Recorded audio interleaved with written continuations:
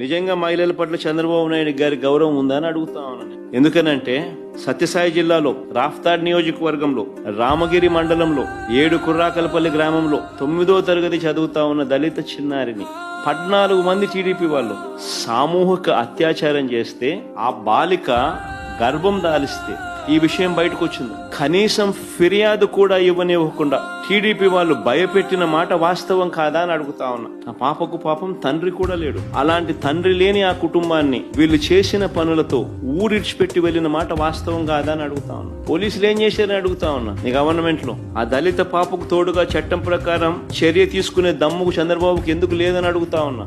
న్యాయం చేయాలని ఈ మనిషికి ఏ కోశానా సిన్సియారిటీ లేదు. మహిళలంటే గౌరవం ఉన్న వాళ్ళు చేసే పనేనా ఇదని అడుగుతా ఉన్నా.